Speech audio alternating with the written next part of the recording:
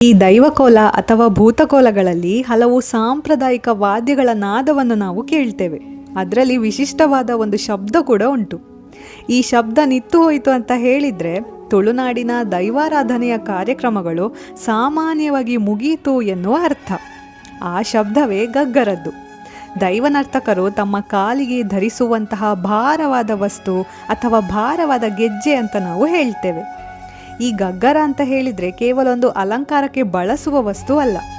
ಹೆಚ್ಚಿನ ಸಂಪ್ರದಾಯಗಳಲ್ಲಿ ದೈವನರ್ತಕರು ಇದನ್ನು ಧರಿಸುವ ಮೊದಲು ತಮ್ಮ ಹೃದಯದ ಸಮೀಪಕ್ಕೆ ತಂದು ಬಹಳ ಗೌರವದಿಂದ ಬಹಳ ಭಕ್ತಿಯಿಂದ ಅದಕ್ಕೆ ಪ್ರಾರ್ಥಿಸ್ತಾರೆ. ಯಾಕಂದರೆ ಅದು ಕೇವಲ ಒಂದು ಆಭರಣ ಅಲ್ಲ, ಪವಿತ್ರವಾದ ಆಚರಣೆಗಳಿಗೆ ಬಳಸುವ ಒಂದು ವಸ್ತು ಆಗಿದೆ.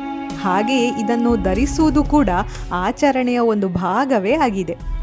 ಕಾಲಿಗೆ ಕಟ್ಟಿದ ನಂತರ ನರ್ತಕನ ಪ್ರತಿಯೊಂದು ಹೆಜ್ಜೆ ಅಥವಾ ಚಲನೆಯಿಂದ ಉಂಟಾಗುವಂತಹ ಆ ಲೋಹದ ಗಂಭೀರವಾದ ಶಬ್ದವನ್ನು ನಾವು ಕೇಳ್ತೇವೆ.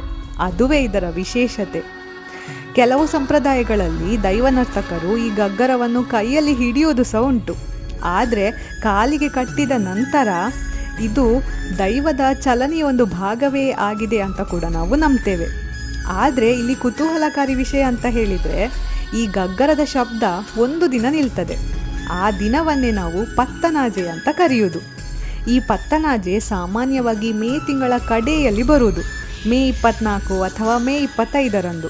ಅಂದರೆ ತುಳುನಾಡಿನಲ್ಲಿ ಸಾಮಾನ್ಯವಾಗಿ ಎಲ್ಲ ದೈವಾರಾಧನೆಯ ಕಾರ್ಯಕ್ರಮಗಳು ಮುಗಿತು ಎನ್ನುವ ಅರ್ಥ.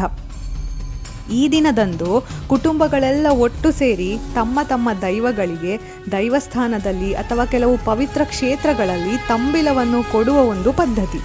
ತಂಬಿಲ ಅಂತ ಹೇಳಿದರೆ ಬೊಂಡ ಅಥವಾ ಎಳನೀರು, ಹಾಗೆ ಹೊದಳು, ಹಾಗೆ ಸಿಂಗಾರ, ಇವುಗಳನ್ನೆಲ್ಲ ಸಮರ್ಪಿಸುವಂಥದ್ದು. ಸಾಂಪ್ರದಾಯಿಕವಾಗಿ ದೈವಗಳು ತಮ್ಮ ತಮ್ಮ ಆರಾಧನಾ ಸ್ಥಳಗಳಿಗೆ ಮರಳ್ತಾರೆ ಅಂತ ಕೂಡ ಹೇಳುವಂಥದ್ದು. ಹಾಗೆಯೇ ಗಗ್ಗರವನ್ನು ಕೂಡ ಬಿಚ್ಚಿಟ್ಟು ಅದರ ಪವಿತ್ರ ಸ್ಥಾನದಲ್ಲಿಯೇ ಇಡುವಂಥದ್ದು. ಆದರೆ ಯಾಕೆ ಇದೇ ಸಮಯದಲ್ಲಿ ಸಾಮಾನ್ಯವಾಗಿ ಕಾರ್ಯಕ್ರಮಗಳನ್ನು ಮುಗಿಸುವುದು? ಯಾಕಂದರೆ ಪತ್ತನಾಜೆ ನಂತರ ಭಾರಿ ಮಳೆಗಾಲ ಶುರುವಾಗ್ತದೆ. ಆ ಸಮಯದಲ್ಲಿ ದೈವಾರಾಧನೆಯ ಆಚರಣೆಗಳನ್ನು ಮಾಡುವುದು ಕಷ್ಟ ಆಗ್ತದೆ. ಅಲ್ಲದೆ ಜನರ ಗಮನ ಕೂಡ ತಮ್ಮ ಭೂಮಿ, ಕೃಷಿಯ ಕಡೆಗೆ ತಿರುಗ್ತದೆ. ಹಾಗಾಗಿ ಪತ್ತನಾಜೆಯ ಸಮಯದಲ್ಲಿ ದೈವಾರಾಧನೆಯ ಆಚರಣೆಗಳನ್ನು ಮುಗಿಸುವಂಥದ್ದು. ಪತ್ತನಾಜೆ ಅಂತ ಹೇಳಿದರೆ ವರ್ಷದ ಅಂತ್ಯ ದಿನ ಎಂಬ ಲೆಕ್ಕ ಅಲ್ಲ. ಅದು ಕೇವಲ ದೈವಾರಾಧನೆಯ ಆಚರಣೆಗಳನ್ನು ನಿಲ್ಲಿಸುವ ಒಂದು ಸಂದರ್ಭ ಆಗಿದೆ. ಹಾಗಾಗಿ ಗಗ್ಗರವನ್ನು ನಾವು ಎಲ್ಲ ದೈವಾರಾಧನೆಯ ಆಚರಣೆಗಳಲ್ಲಿ ಇಷ್ಟಪಟ್ಟು ಕೇಳ್ತೇವೆ.